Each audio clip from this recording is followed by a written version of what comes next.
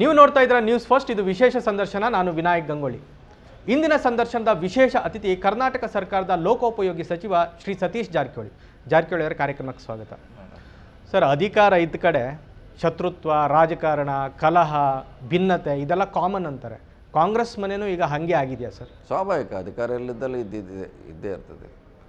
ವಿರೋಧ ಪಕ್ಷದಲ್ಲಿ ಇದ್ದೇ ಇರ್ತದೆ. ಅಲ್ಲಿ ಏನೇ ಯಾಕೆ ರಾಜಕೀಯ ಅನ್ನೋದು ಅದು ಅಧಿಕಾರನೇ ಅಲ್ಲ. ವಿರೋಧ ಪಕ್ಷ ಇದ್ರೂ ಕೂಡ ಸೊ ಅಧಿಕಾರದಲ್ಲಿ ಜಾಸ್ತಿ ಆಗಿರ್ತದೆ.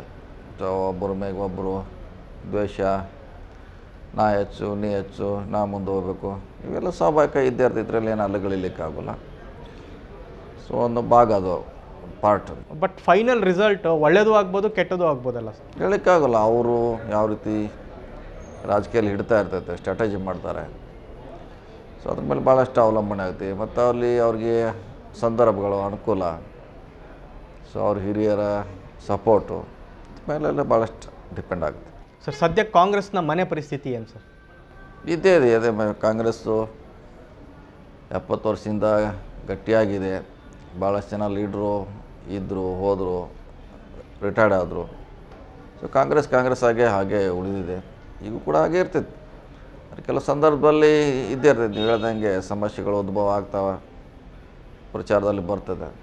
ಆದರೆ ಪಕ್ಷ ಅಂತ ಬಂದಾಗ ಎಲ್ಲ ಕೂಡಿ ಒಂದು ಮಾಡುವಂಥ ಪ್ರಯತ್ನ ನಾವು ಮಾಡಲಿಕ್ಕೆ ಪ್ರಯತ್ನ ಮಾಡ್ತೀವಿ. ಸರ್, ಈಗ ಮೋದಿಯವರ ಶಕೆ ಶುರು ಆದಮೇಲೆ ತಮ್ಮ ಹೈಕಮಾಂಡ್ ನಾಯಕರುಗಳಿಗಿಂತ ಹೆಚ್ಚಾಗಿ ಕರ್ನಾಟಕದ ಕಾಂಗ್ರೆಸ್ ನಾಯಕರೇ ಮೊದಲ ವಿಜಯವನ್ನು ಒಂದು ದೊಡ್ಡ ರಾಜ್ಯದಲ್ಲಿ ಕೊಟ್ಟಿದ್ದು. ಅಲ್ಲಿವರೆಗೆ ಯಾವ ರಾಜ್ಯದಲ್ಲೂ ಕಾಂಗ್ರೆಸ್ ಬಂದಿರಲಿಲ್ಲ. ಅವರ ಕುದುರೆಯನ್ನು ಕಟ್ಟಿ ಹಾಕಿದ್ದು BJPದು ಕರ್ನಾಟಕದ ಕಾಂಗ್ರೆಸ್ ನಾಯಕರುಗಳು. ಈ ದಿಗ್ವಿಜಯ ನನ್ನಿಂದ ಆಯಿತು ಅಂತ ಕಾಂಗ್ರೆಸ್ನಲ್ಲಿ ಹೆಚ್ಚು ವಾದ ಇದೆಯೋ ಅಥವಾ ನಮ್ಮಿಂದ ಆಯಿತು ಅಂತ ಹೇಳುವಂಥ ವಾದ ಹೆಚ್ಚಿದೆಯೋ ಸರ್? ನೋಡಿ, ಒಂದು ವಿದ್ ಗೆಲ್ಲಬೇಕಾದ್ರೆ, ಒಂದು ಚುನಾವಣೆ ಗೆಲ್ಲಬೇಕಾದ್ರೆ ಭಾಳಷ್ಟು ಜನ ಪಾತ್ರ ಇರ್ತದೆ. ಸುಮಾರು ಜನ ಹೇಳಲಿಕ್ಕಾಗಲ್ಲ. ಅದು ಒಂದು ಸರ್ಕಾರ ಬರಲಿಕ್ಕೆ ಎಲ್ಲರ ಪಾತ್ರ ಹತ್ರಲ್ಲಿ ಇರ್ತದೆ. ಒಬ್ಬರದ ಅಂತ ಹೇಳಲಿಕ್ಕೆ ಖಂಡಿತವಾಗಿ ಸಾಧ್ಯ ಆಗೋಲ್ಲ. ಯಾಕೆಂದರೆ ನಾವು ಮಂತ್ರಿಗಳಾಗಿರ್ಬೋದು, ಮುಖ್ಯಮಂತ್ರಿಗಳಾಗಿರ್ಬೋದು, ಅದರ ಒಂದು MLA ಮಾಡಲಿಕ್ಕೆ ಕಾರ್ಯಕರ್ತರು ಭಾಳ ಪ್ರಮುಖ ಪಾತ್ರ. MLA ಆದಮೇಲೆ ಸರ್ಕಾರ ಬಂದಾಗ ಮಂತ್ರಿಗಳು, ಮುಖ್ಯಮಂತ್ರಿಗಳು, ಪ್ರಧಾನಮಂತ್ರಿಗಳು. ಸೊ ಇವಾಗ ಯಾರನ್ನೂ ಅಲ್ಲಗಳಿಲಿಕ್ಕಾಗೋಲ್ಲ. ನಾನೇ ಸುಪ್ರೀಮು, ನಾನೇ ಬಾಸು, ನನ್ನಿಂದ ಆಯಿತು, ನನ್ನ ಜಿಲ್ಲೆ ನನ್ನಿಂದ ಗೆದ್ದೀವಿ, ಅದು ತಪ್ಪು ಕಲ್ಪನೆ. ಎಲ್ಲರಿಂದ ಗೆಲ್ಲಲಿಕ್ಕೆ ಸಾಧ್ಯ ಆಗ್ತದೆ. ಅಂದರೆ ಈಗ ಲೀಡರಿಂದ ಕಾಂಗ್ರೆಸ್ ಗೆಲ್ತಾ ಸರ್ ಅಥವಾ ಕಾರ್ಯಕರ್ತರಿಂದ ಕಾಂಗ್ರೆಸ್? ಕಾರ್ಯಕರ್ತರಿಂದ ನಾವು ಯಾವಾಗಲೂ ಗೆಲ್ತೀವಿ. ಲೀಡರ್ನಿಂದ ಯಾವಾಗ ಚುನಾವಣೆ ಗೆಲ್ಲಲಿಕ್ಕೆ ಆಗೋಲ್ಲ. ಕಾರ್ಯಕರ್ತರಿಂದ ನಾವೆಲ್ಲ MLA ಆಗ್ತೀವಿ. ಬಟ್ ಕಾಂಗ್ರೆಸ್ನಲ್ಲಿ ಕ್ರೆಡಿಟ್ ತೊಗೋತಾರಲ್ಲ ಸರ್, ನನ್ನಿಂದ ಸ್ವಾಭಾವಿಕ. ಅದೇನು ಮಾಡಲಿಕ್ಕೆ ಆಗೋಲ್ಲ. ಮುಂಚೆಯಲ್ಲಿ ಯಾರು ಇದ್ದೇ ಇರ್ತಾರೆ. ಅದು ಇವತ್ತಲ್ಲ, ಹಿಂದಿನಿಂದ ಎಲ್ಲ ನಮ್ಮಿಂದನೇ ಗೆದ್ದಿದೆ, ನಾವು ಗೆಲ್ಲಿಸ್ತೀವಿ ಅನ್ನೋ ಅಧ್ಯಕ್ಷ ಇದ್ದವರು ಅಥವಾ ಮುಂಚೆನೇ ಇದ್ದವರು ಸ್ವಾಭಾವಿಕ ಹೇಳಬೇಕಾಗ್ತದೆ. ಅವ್ರ ನೇತೃತ್ವದಲ್ಲಿ ಅಂತ ಹೇಳಬೇಕಾಗ್ತದೆ. ಅಧ್ಯಕ್ಷನ ನೇತೃತ್ವದಲ್ಲಿ ಗೆದ್ದಿ ಅನ್ನೋದೊಂದು ವಾಡಿಕೆ, ಸ್ವಾಭಾವಿಕ. ಓಕೆ, ಬಟ್ ಕಾರ್ಯಕರ್ತರಿಂದನೇ ಗೆದ್ದು 100% ಕಾರ್ಯಕರ್ತರು ನಾವು ಗೆಲ್ಲಲಿಕ್ಕೆ ಯಾವ ಕಾಲಕ್ಕೂ ಸಾಧ್ಯ ಇಲ್ಲ. ಸರ್, ಕರ್ನಾಟಕ ಕಾಂಗ್ರೆಸ್ನ ಸ್ಟ್ರೆಂತ್ ಏನು ಸರ್, ವೀಕ್ನೆಸ್ ಏನು ಸರ್? ಸ್ಟ್ರೆಂತು, ನಾವು ವಿರೋಧ ಪಕ್ಷದಾಗ ಹೆಚ್ಚು ಕೆಲಸ ಮಾಡ್ತೀವಿ, ಹೆಚ್ಚು ಯುದ್ಧ ತಯಾರಿ ಮಾಡ್ತೀವಿ, ಯುದ್ಧ ಗೆಲ್ತೀವಿ. ಅಧಿಕಾರ ಬಂದ ಮೇಲೆ ಭಾಳ ಸೈಲೆಂಟಾಗಿ ಸ್ಲೋ ಆಗಿ ಹೋಗ್ತೀವಿ. ಅದೇ ನಮ್ಮ ವೀಕ್ನೆಸ್ಸು. ಇದು ನಿಮಗೆ ಲೋಕನಿಂದನೆಗೆ ಗುರಿ ಆಗೋದಿಲ್ವ ತಾವು?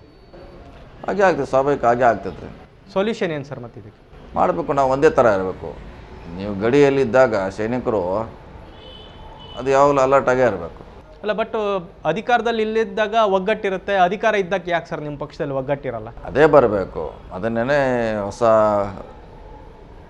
ಪದ್ಧತಿಯನ್ನು ನಾವು ರೂಢಿ ಮಾಡಿಕೊಳ್ಬೇಕು. ಅಂದರೆ ಒಂದು ಸೈನಿಕನಿಗೆ ಯಾವ ರೀತಿ ಅಲರ್ಟ್ ಆಗಿರ್ತಾರೆ 24 ಅವರ್ಸು, ಸೊ ಆ ರೀತಿ ಪಕ್ಷ ಕಾರ್ಯಕರ್ತರು, ಪಕ್ಷ ಶಾಸಕರು ಎಲ್ಲರೂ ಕೂಡ ಅಲರ್ಟ್ ಆಗಿದ್ದರೆ ಕಾಂಗ್ರೆಸ್ಗೆ ಯಾವಾಗ ಸೋಲಿಲ್ಲವೇ ಇಲ್ಲ. ಸರ್, ಕರ್ನಾಟಕ ಕಾಂಗ್ರೆಸ್ನಲ್ಲಿ ಇಲ್ಲಿವರೆಗೆ ಅನೇಕ ಘಟನೆಗಳು ಬೆಳಗಾವಿಯಲ್ಲಿ, ಬೆಂಗಳೂರಿನಲ್ಲಿ, ಬೇರೆ ಬೇರೆ ನಾಯಕರಲ್ಲಿ ಎಲ್ಲ ನಡೆದಿದ್ದಾವೆ ಸರ್. ಈಗ ಸತೀಶ್ ಜಾರಕಿಹೊಳಿ ಅವ್ರದ್ದು ಸ್ಟ್ರೆಂತ್ ಏನು ಸರ್, ವೀಕ್ನೆಸ್ ಏನು ಸರ್? ಸ್ಟ್ರೆಂತ್ ಏನಿಲ್ಲ. ನಮ್ಮದೇನು ಕೆಲಸ ಮಾಡೋದು, ಭರವಸೆ ಕೊಟ್ಟಂತೆ ನಡೆಯೋದು, ಸೊ ಜನರ ಕೆಲಸಗಳನ್ನು ಮಾಡೋದು, ಸಾಮಾಜಿಕ ನ್ಯಾಯ, ಸೊ ಏನು ಹೇಳ್ತೀವಿ ಅದು ಮಾಡೋವಂಥದ್ದೇ ನಮ್ಮದು ಸ್ಟ್ರೆಂತು. ವೀಕ್ನೆಸ್ ಏನು ಇಲ್ಲೇ ಇಲ್ಲ. ಯಾಕಂದರೆ ಇಲ್ಲಿವರೆಗೆ ನಾವು ಯಾವಾಗೂ ಸೋತೇ ಇಲ್ಲ. ಹೀಗಾಗಿ ವೀಕ್ನೆಸ್ ಯಾವುದು ನಮಗಿಲ್ಲ ಅಂತ ತಿಳಿದಿದ್ವಿ. ಯಾವಾಗ ಸೋಲ್ತೀವಿ ಆವಾಗ ಅದು ವೀಕ್ನೆಸ್ ನಮ್ಮ ಜೊತೆ ಬಂದಿದೆ ಅಂತ ಭಾವನೆ. ಸೊ ಇಲ್ಲಿವರೆಗೆ ಸುಮಾರು 5 ಚುನಾವಣೆಯಲ್ಲಿ ಕಂಟಿನ್ಯೂ ಆಗಿ ಗೆದ್ದಿದ್ದೀವಿ. ಸೊ ಗೆಲ್ಲಕ್ಕೆ ಕಾರಣ ಅಂದರೆ ಕಾರ್ಯಕರ್ತರು ನಮ್ಮ ಜೊತೆ ಇದ್ದಾರೆ. ಸೊ ಅವ್ರನ್ನ ಒಳ್ಳೆ ರೀತಿಯಿಂದ ನೋಡ್ಕೊಳ್ತೀವಿ, ಗೌರವಿಸ್ತೀವಿ, ಅವ್ರು ರೆಸ್ಪೆಕ್ಟ್ ಕೊಡ್ತೀವಿ. ಅಂದರೆ ತಾವು ತಮ್ಮ ಸಿದ್ಧಾಂತ ಮತ್ತು ಮಾತಿನ ಬದ್ಧತೆಗೆ ಹೆಚ್ಚು ವ್ಯಾಲ್ಯೂ ಕೊಡಿದ್ರೆ ಕಾರ್ಯಕರ್ತರು ಕೂಡ ನಮಗೆ ನಮ್ಮ ಜೊತೆ ಇರಲಿಕ್ಕೆ ಸಾಧ್ಯ ಆಗ್ತದೆ. ನ್ಯೂಸ್ ಫಸ್ಟ್ ನಿರ್ಭೀತಿಯಿಂದ ನಿಮ್ಮ ಪರವಾಗಿ.